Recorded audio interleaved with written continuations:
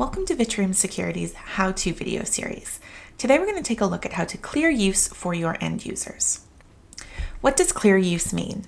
Clear use is a feature that allows you to reset a restriction that you have outlined in your DRM policy if an end user has met those limits and you do not suspect fraud or misuse.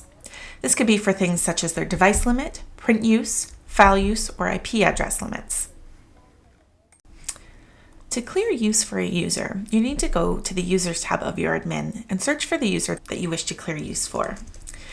We're going to take a look at support@vitrium.com. We can see in the table here that there's a few different options, one of which is clear use. If we click on that, a dialog box appears. On the left-hand side, you'll be able to see all the different options that you can clear use for. The most common one, however, is device use, which is the error VC3 that a lot of end users encounter. We can see here for this particular account, we have 4 different tracking IDs, therefore 4 different devices. We can also see how many times this account has logged into each individual device. This account is linked to a DRM policy that has a device limit of 3, but we can see that we have 4 listed here.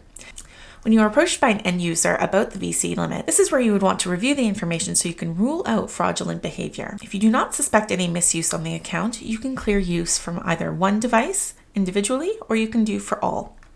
In order to do an individual clear, you'll just want to select the one that you want to clear and click this X button here.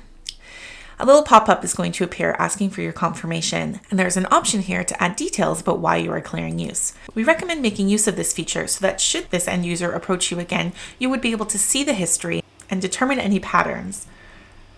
Once you've entered that note, all you need to do is click Clear Use, and we can see up here that that usage has been cleared and has disappeared from our list.